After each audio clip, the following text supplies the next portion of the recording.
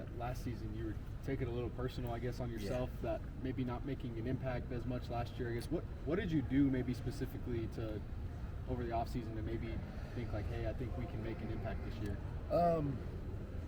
I think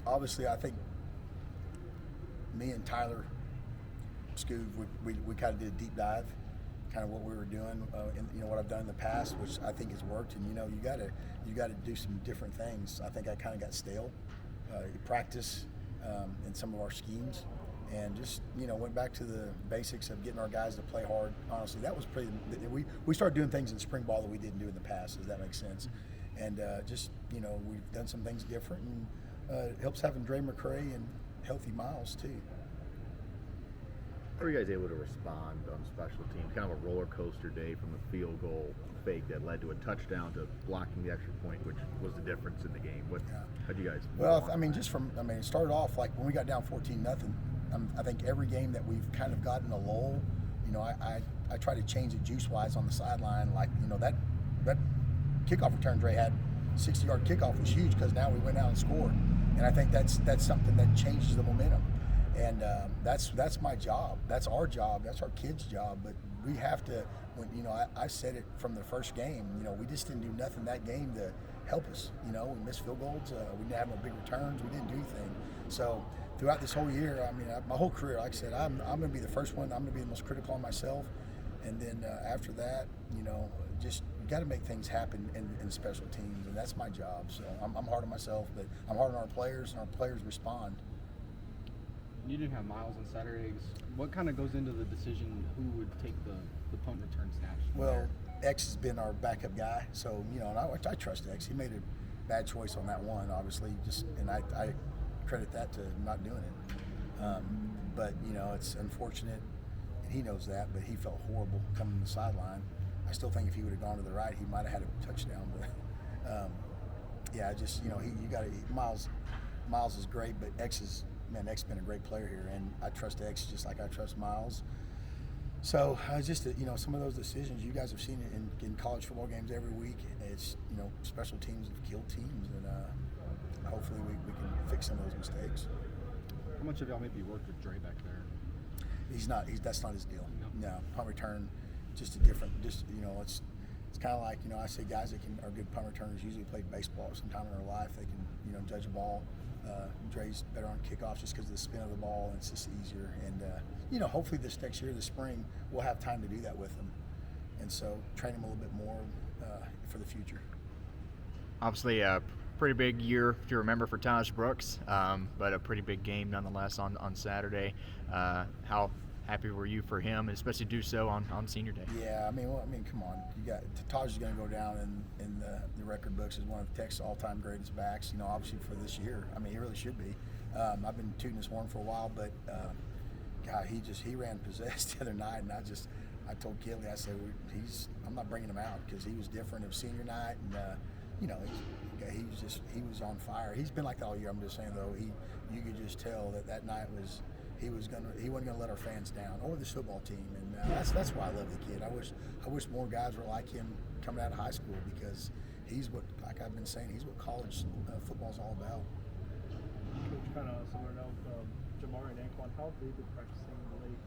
They're young, those guys during the season it's hard because they service our scout team, and so Cam, the one that I feel bad for is Cam, because Cam's really talented, but unfortunately Taj is got the hot hand. He's one third leading rusher in the country. So, if I was taking him out all the time, you guys would be asking me why is Taj not playing anymore. So, it's just one of those deals. Cam's developing. He's going to be the guy in the future.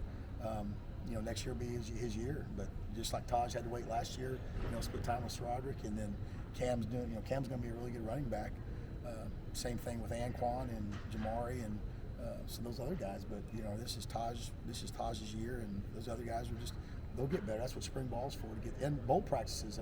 They're going to get a lot of reps in bowl. We get 15 extra practice. The best thing about it, those young guys are going to get a lot of practice time for bowl. So that's what I'm excited about with them.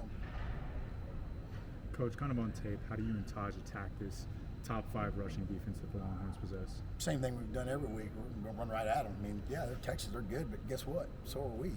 And And I think you guys know my personality. We're gonna do just what we've been doing. Our offensive line's up for the challenge. You know, Texas is good, but so are we. So is Taj Brooks. So yeah, we're not gonna do anything different. Just, you know, I thought last week, I think I told you guys, Barron throwing the football opens up a lot for Taj as well. It makes it a lot easier for him. So, you know, we're going to have to throw the football some as well, and then let Taj do his thing, and our offensive line just come off and play football. Coach McGuire mentioned obviously you guys are a pretty good special teams group, but also with Texas as well. Yep. He regards as some of the top 2 in the nation. Guess what have you kind of seen with Texas on the special teams? You know, they've same thing. They've got great kicker. You know, he's been good, worthy, and one of the best punt returners. Yeah, he's kind of like what I said earlier. Kansas State, we had the same thing. You know, they're great. Also, special teams. We got a challenge. You know, our guys, we ain't shying away from Texas. I can promise you that. We're going to go after them, do the same thing we've been doing that's made us successful this year. And I think Texas is going to do the same thing too. Jeff Banks, I respect. I think he's one of the better coaches. You know, special teams, takes a lot of pride in as well. So we're looking for the challenge.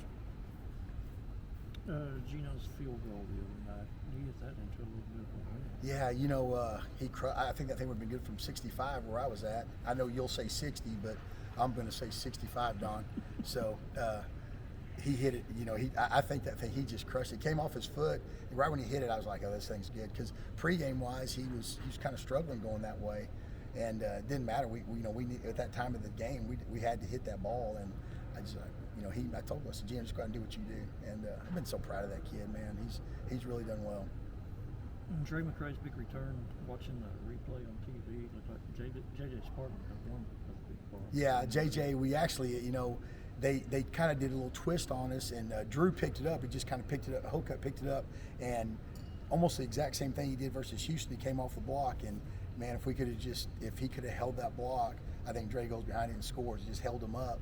And then, you know, the guy from the backside kind of caught him. But, you know, JJ's block was huge. And then Jaron Bradley came from all the way across the field to kind of get the other guy. So those guys, they're just selling out for Dre. And I think if you watch that game, you realize I was drawing stuff up on the sideline to try to get Dre the ball because they were squibbing, they were pooching, they were kicking away from him. So we were having to stack and we were guessing. And that's just kind of, when you have a great returner, you gotta kind of expect people to do that to you. And Joey said earlier today that y'all put Nehemiah in. Yeah, that's that speed play. We call it speed, and they chip it, and same thing. We got the penalty. I don't know if it was really a penalty, but Nehemiah did exactly. You know, they're going to try to kick it and get around everybody. So yeah, you got to kind of be creative when people start trying to kick away from your best player. It's kind of like when they start double teaming people. You got to go somewhere else. So we just got to do things to try to get Dre the ball, and if they don't kick it to him, be successful somewhere else. So Nehemiah was in that spot only on that kickoff, or is he on that? Just on that call. We have a call we call speed, and it's when people are wherever we think they're going to go, and so we just move Nehemiah around. Nehemiah's he's another one that's like a Swiss Army knife. He's got so many things he can do, and so I can move him around. I kind of put him where I think people are going to kick it as well if they're going to kick it short. That way he can play, and if they kick it deep, one of those deep guys, X or Dre, gets the ball. So we just kind of feel in the game if we think they're going to do that. That's what they did. So. Coach, So it's kind of the game within the game. It is. You're thinking ahead. Yeah, you just got to think. They're not going to. I mean, we've seen it, and people have been kicking it away from Dre, or kicking it, out of the end zone. So I'm not one of those guys. I don't like the whole fair catch game. I really don't. I think it's good. I'm sure it is. I'm sure there's a point where if you just can't get the ball out, you're going to fair catch it, which you saw UCF doing against us because our kickoff team's been really good. So they didn't want to take a chance on getting the ball at the 20 or something like. They really get to 25. So I think you take that chance. I'm one of those guys where you got guys like Dre and X get a chance to get those guys on the run. Take your chance and get the ball further than the 25-yard line. That's what I look at.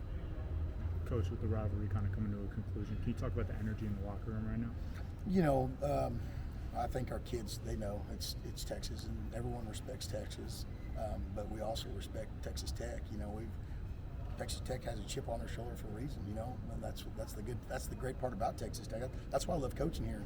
Our kids believe every week they're going to win. It doesn't matter who we're playing, and good for Texas, good for us. So it's going to be a great matchup. I hope they continue to play us. I don't know why they wouldn't, but that's people hiring me, my pay scale. So. Can you talk about what a win would mean to the city of Lubbock?